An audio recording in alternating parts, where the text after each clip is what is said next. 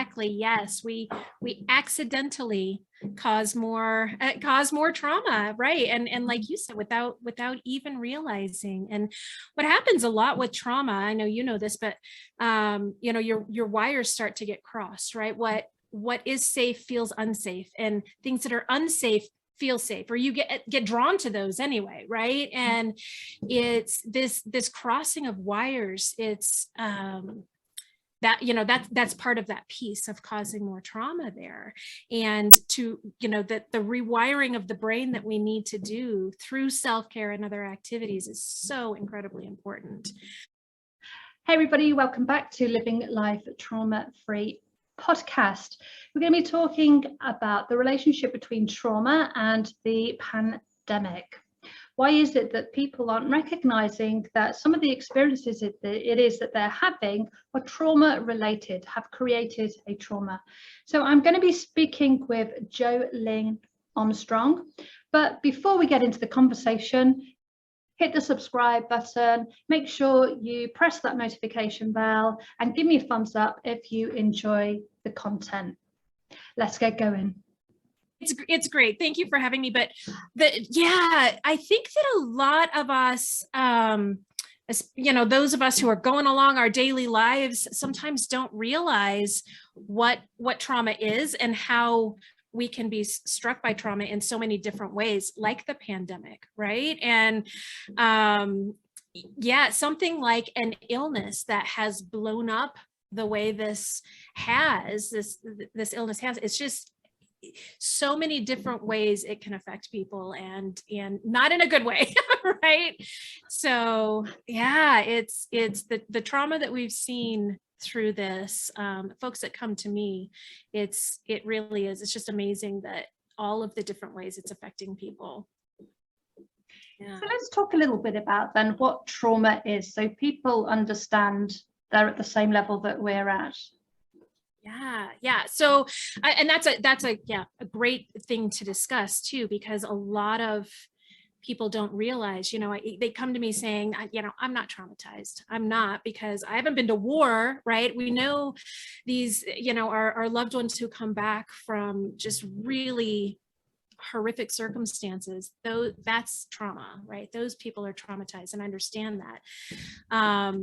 But what a lot of people don't realize, trauma really is, there's a few ingredients to it, and it is when an outside circumstance or situation that you don't have control over just overwhelms your ability to deal with it, right?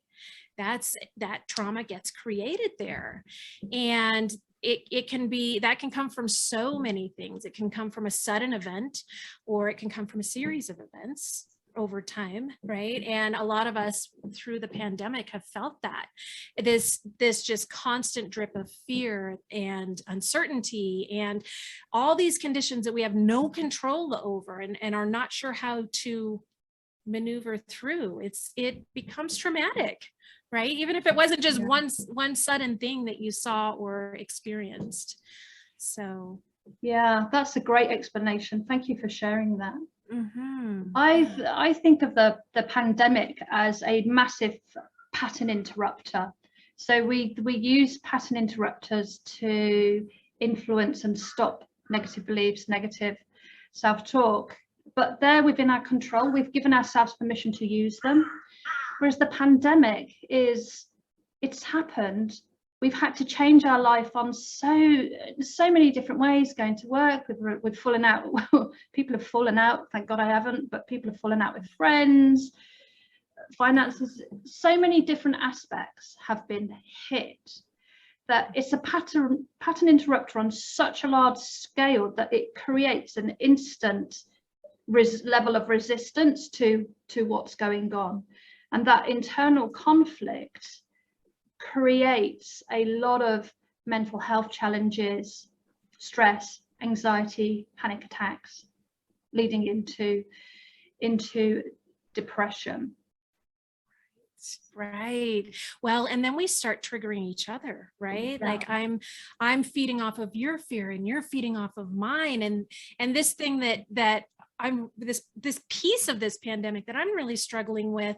You may have an okay time with, but now you're reacting to my reaction, and it's this snowball effect. And the fact that globally, like, we're all going through this this pattern interrupt, what you're talking about, and without permission, right? Yep. without expectation. Like, I didn't realize that some of the fears that people are experiencing would affect me the way that they are too. And I have my own fears about the whole thing. Why are now your fears affecting me in a negative way as well? So it's pattern interrupts when you can be either positive or negative, right? Depending on what you're using them for and how they're coming your way, for sure. I mean, no one's been untouched in this. Someone has been touched. Everybody. There's been some level of disconnect, that internal fight. I just want to come back to what you said earlier on about the whole trauma denial bit, the whole trauma denial piece of, well, that person had that happen and this happened, and my trauma, I haven't got trauma. How do you help people understand that what they're experiencing is a level of trauma? Right. Oh, that's a great question. And I think about a client that I was working with recently who came to me, and there was so much shame, right? They're like, I'm embarrassed. And I said, let's talk about this, because they had coworkers who had lost loved ones, who had gotten sick, and who had succumbed to this illness. And they're like, what they're going through, I can't even imagine. I haven't lost anyone through this, right? What I have done is been terrified that I'm going to lose my job, and my hours have been cut, and I did have to stay home for a while, and they're going to close us down again, and those kinds of things. But that's not trauma compared to that person's trauma, right? And they're like, why am I being affected in this way when theirs is worse than mine, right? And this comparing experiences, and in a way that's just has so much self-shame and so much. So I talked to them about the fact that if you had been in a car accident and I had been in a very similar car accident, and I had been gravely injured and you hadn't been, you wouldn't think of me as a weak person for having been gravely injured in this car accident when you were in a similar accident and weren't. But somehow we feel like if we're not, if our emotional trauma isn't bad enough, that we're somehow weak for feeling the things that we're feeling. And it's just, so I do a lot of comparison between emotional trauma and physical trauma for that reason, because we're more familiar, and I think we're more kind to ourselves about physical traumas, right? So yeah. But it's a lot of the same though, and it can look the same way. Like I say, two people can go through very similar events, and one person, it just doesn't phase, not because they're stronger than the other person, but it's because it just didn't, because maybe their past is a little bit different. They have different experiences, or they have different tools or support systems around them. For lots of reasons, it may not, the same situation may not affect them the same. So we just have to be kind to ourselves and to each other about that, I think, as we all kind of plow through this, right? So. Emotional pain is emotional pain. It doesn't matter whether you've had one little layer of trauma or multiple layers of trauma. Trauma still has the same effect, irrelevant of how many layers there are. Okay, it gets a little bit more complicated, and you've got a little bit more work to do, but the effect on the body is exactly the same as it would be if it's about the biology, I think, isn't it? Yes. It's about understanding how the brain stores traumatic memories and how the body also holds on to them as well. And there's a learning gap piece here for me. It's just about learning. This is how the body works. This is how it processes trauma. And this is what you need to do to put it back in the right place, so it doesn't feel like it's on the end of your nose, that you're living it all the time. Right, right, exactly. And you know, I'm glad we're starting to learn more about this and accept more about this now too. But the realization that um, trauma really does have a physical effects on our body, right? There are emotional things that happen and damage that happens, but there's this a physical component to it as well. And I mean, the if left unchecked and uncared for, trauma is insidious. And yeah, so I think I'm glad that we're all starting to kind of learn that and realize that, and people like you are helping bring that realization, right, through podcasts like this, and so that people can be educated and realize that, yeah, emotional trauma is a big deal. And just be, you know, regardless of what it looked like I went through, it's how it affected me, right, and what happened to me. So trauma is an injury, and it can, any one of us can be subject to that. So I'm a big believer in what you just said, and that is that trauma creates more trauma. If it's the same, fear creates more fear, anxiety creates more anxiety, and you can experience one traumatic event. So all my trauma is from when I was younger. And what happened then was I would put myself in more situations where I would experience more trauma. oh yes, I was yes. either reenacting the trauma because I didn't know there was any other way. I would create situations that created more trauma. I was doing it in lots of different ways without my knowledge that I was doing it until now. So if you don't actually take the time to really explore that level of resistance, you know, when you get stuck or you get angry, or when you've got a strong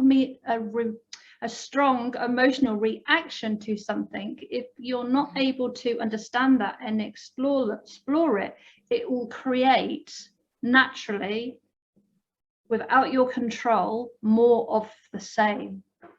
Exactly. Yes, we accidentally cause more trauma, right? And like you said, without even realizing. And what happens a lot with trauma, I know you know this, but you know, your wires start to get crossed, right? What is safe feels unsafe, and things that are unsafe feel safe, or you get drawn to those anyway, right? And it's this crossing of wires. It's that, you know, that's part of that piece of causing more trauma there.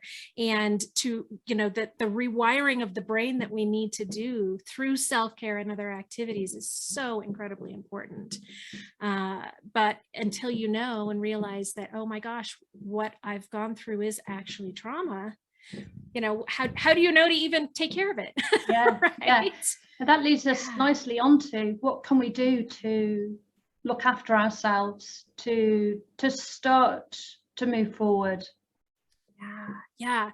So, and in that, I think it all I think probably starts a little bit with some self-awareness and some self-kindness, right? So for those of us, you know, we've been talking about the pandemic a little bit, and well, I'll just tell you, for me, as a, you know, I have a marketing company. I work with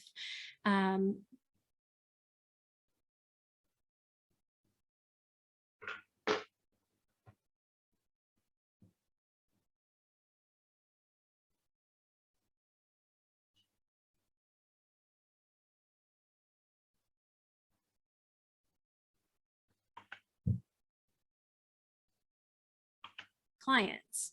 And I know that a lot of us went through that, right? Those of us who hang on, lovely. Hang on. You just froze. Did we free? Am I back? Yeah, you're back. We just got to, I have a marketing company. Oh, okay. All right. Oh gosh. All right. So so I have a marketing company my husband and I own together, and we work with home service businesses, right? So folks that put new flooring in your home, or window coverings, or painters, interior designers, those kinds of businesses, we help them market their business.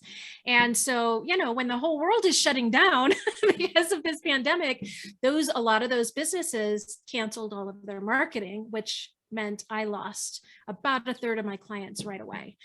And I realized those people who were employed by businesses that got shut down, 100% of their income went away. And I get that there were so many of us who, right away, there was this shock. And then this financial fear, and then, oh my gosh, yeah, I do need to be closed down or not go to work, not go to the office or whatever it is, because now there's an actual physical fear too. So how do we care for ourselves? How are we healing trauma when something like that happens to you and you get that, like that initial fear, that feeling, or that jolt in your system, recognizing that there's some potential trauma there. If you are overwhelmed, really admitting to that is a great first step. Like, oh my gosh, I do need, there's an injury going on here and I need some help. I need to care for myself. I need to find out how I can heal this. If you broke your femur, again, comparing emotional trauma to physical, if you broke your leg, your femur in an accident, you wouldn't try to just walk around and, go on about your day. You would rest it. You would seek medical care. You would, follow the doctor's orders and do what you need to do until it heals. And you would allow yourself time to do that. And so I think healing from trauma requires that same level of respect, right? Give myself some time. Go to the experts and find out, like, what is it that I need to do here?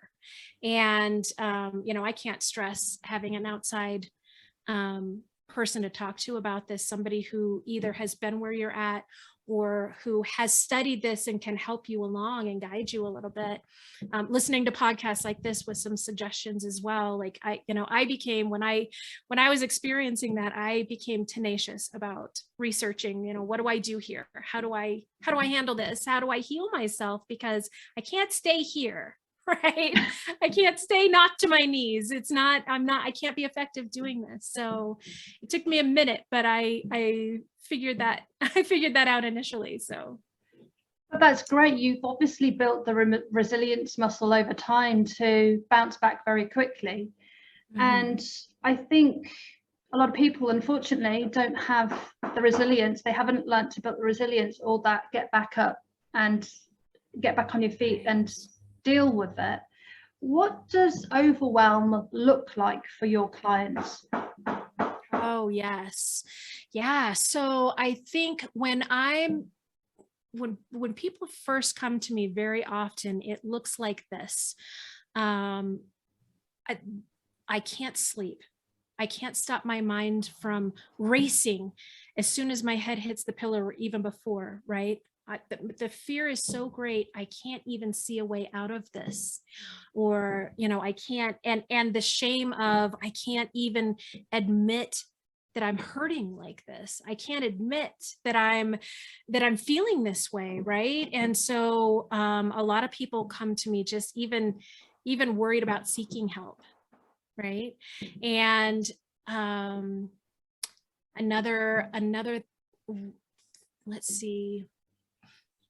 Another thing that gets described to me is I had this tiny little confrontation with a loved one and I blew up, and I can't even believe I did that, right? I had this huge reaction and I don't even know why or where that came from. It wasn't even a big deal. And I know it's not a big deal. And yet I did this thing and now I'm embarrassed. I lash out at this person and now there's relationship damage there too. And I have no idea. I don't even know where it came from. And it's so common, right? Like, why am I freaking out over things that mean nothing to me?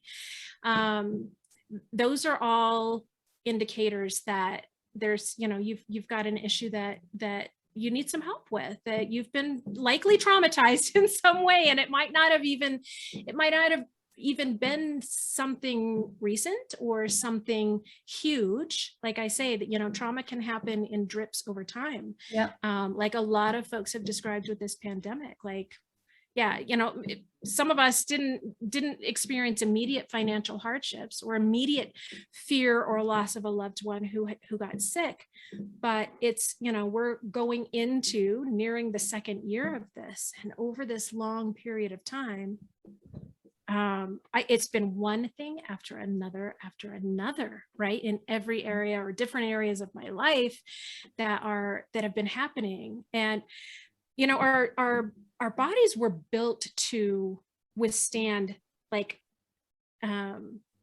short, sudden, like fears, certain sudden bursts of trauma, right? Different situations.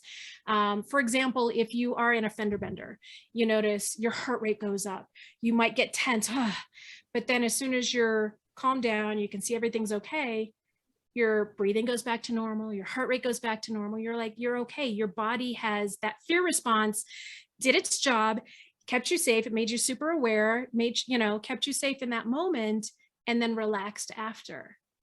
But during times of this extended, one thing after another, this heightened stress over long periods of time, very, very difficult on our systems. We were not built to withstand this level of stress for this amount of time.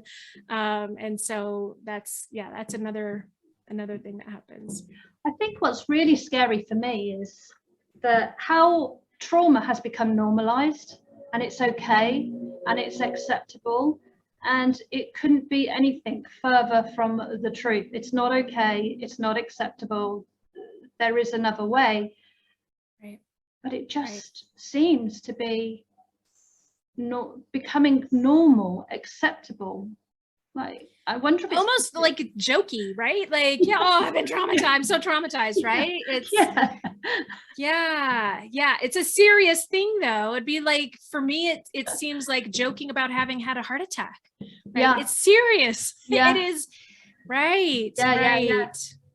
So on one hand, I love that we're talking about it, and that it's not because trauma is, you've probably heard this said before, but trauma is like the great isolator, right? It disconnects us from those around us. It makes it very, very difficult to interact in healthy ways with even those that we're very close with, that we love. And it, for lots of different reasons, winds up affecting those relationships and our ability to connect even with new people, right? And so, and then the shame of it, shame lives in the darkness, right? So we like closing in on ourselves about this trauma is a really, it's one of the things that I work most diligently with my clients on is getting rid of that shame, the embarrassment about even considering being traumatized, right?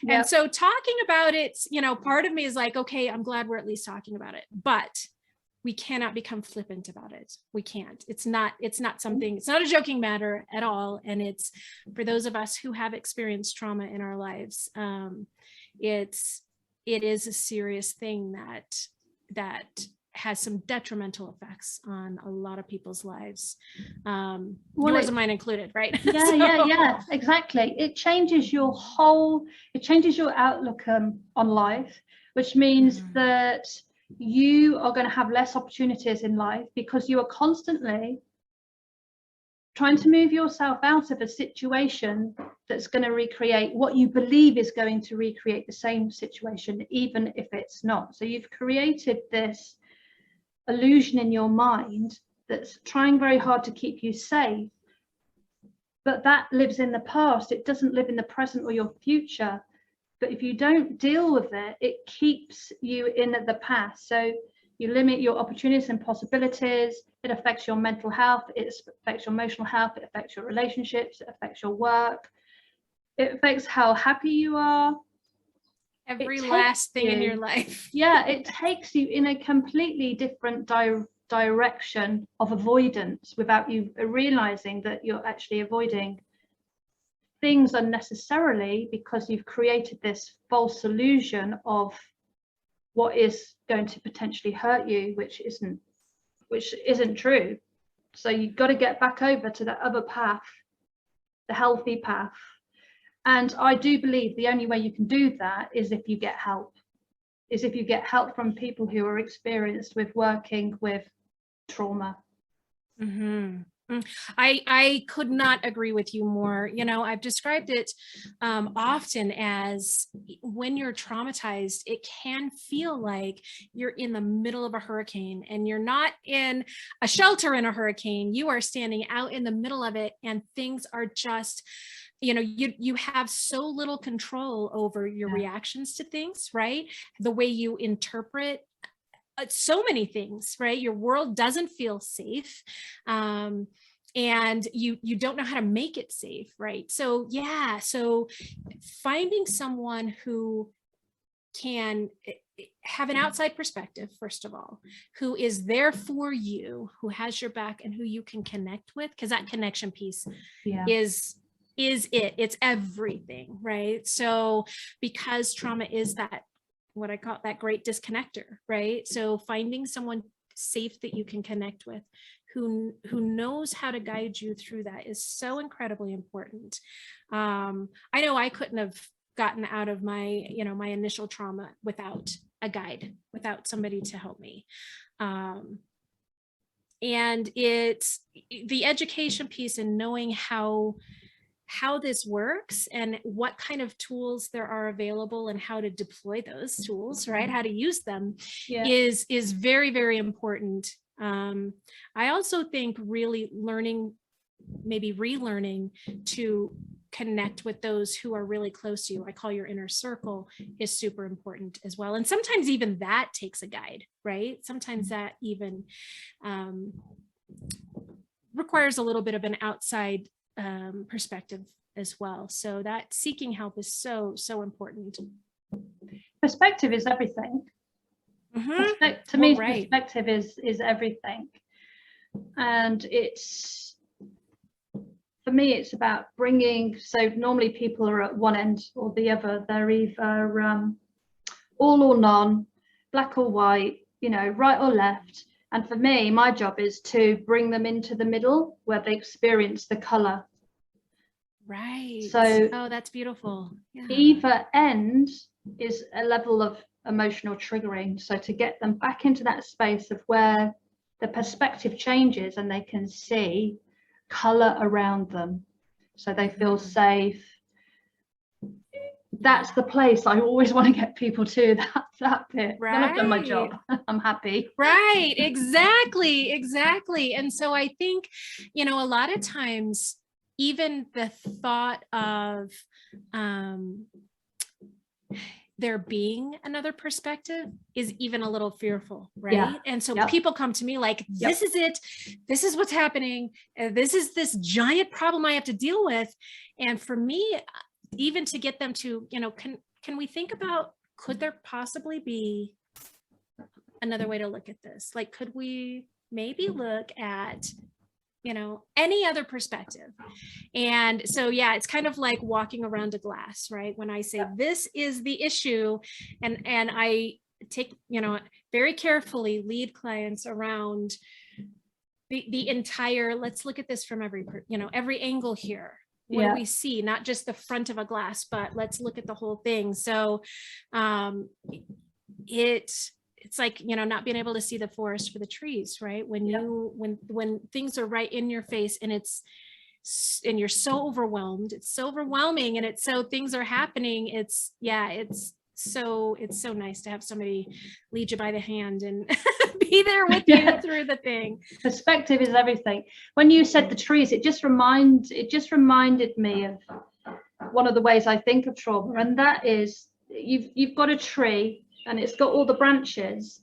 I think of trauma as you have this one thought that then trips you over to another branch. Then that thought creates another branch, and then that thought creates another branch, and you get stuck in this loop of negative thinking, a trap. And it's almost like you have to have a bubble, have a tree that's full of negative stuff that isn't helping, and almost like create another tree that is healthy, vibrant, stronger, with different thoughts, with different emotions attached to it. Because it's like I was going to swear then, it's like a cluster of call it crap. It's just like a cluster of crap that you get stuck into. which isn't necessarily true. So you have a choice. Right. You can create, you can recreate. Yeah, well, and I love that you talk about that, you know, the part that's not necessarily true, because especially trauma survivors, right? You know this, we wind up telling ourselves lies about the world, not on purpose, not even consciously, but one lie, for example, is all of this is my fault. Right? Had my business been more successful before the pandemic, it would have survived easier during the pandemic. It's my fault. This is my fault for whatever, right? It's not that this, you know, this awful disease has been unleashed on the world, and, you know, we're all doing our best to not succumb to it while we're still, you know, trying to live here. None of that. None of that. I've said that to myself. I've absolutely said that to myself. It's funny now that you say it, I recognize it for what it is. But at the time I was like, oh. Right. I know it's real though. We find so many ways to lie to ourselves about our trauma and about what has happened. And a lot of times those lies are attacks on our own self. And that's a trauma response. It is. And those lies that we tell ourselves are really meant to protect us, right? They really are. They're meant to protect us. But having someone help point out when you are living that lie, right? When you've been telling this lie to yourself now for almost 2 years, it's difficult to even recognize. And then also, like you say, shift your perspective to, okay, wait a minute, what's the truth then? If it really isn't my fault that this pandemic has hurt my business, then wait a minute, what is my role in this? And where does the fault lie? Right. And so, and that's one little piece of taking you out of that bubble of branches that's so dark and insidious and awful, and into that tree that is much more healthy. Right. But we have to do that one branch at a time. Yeah. And so finding those lies that we tell ourselves, finding that each group of little branches that is affecting us is really, really important, and one step at a time, right? Jolyn, tell me about your business and how people can get hold of you. Oh, yes. Well, so my business is Grapevine Mindwear, and it is a coaching business. I coach those who have been affected by trauma in so many ways, lots of ways. And I work with clients worldwide. And so the best way to reach me is online. And I've actually, Wendy, made a little landing page for your listeners, if that's okay. It has awesome. all of Thank my, you.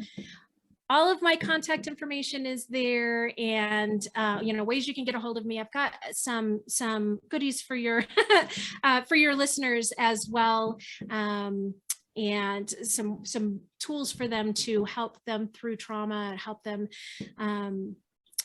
find some peace in their lives if they've been traumatized. So I've made it as easy as I can. It's grapevinemindwear.com is my website, and it's /TRM. So lovely. That's for your listeners. I'll pop the link below so people can get direct access to it. That's brilliant. Perfect. Yeah. So everything that, rather than, reach me here on this platform or there, it's all in one spot for them. It's too much. I've normally fallen asleep when someone's gone through all of them. I'm like, really? It's really necessary. One spot. It's a personal business thing. Sorry. I hear you. Final thoughts? Oh, Wendy, I just think I want to thank you again. It's wonderful chatting with you. And I think that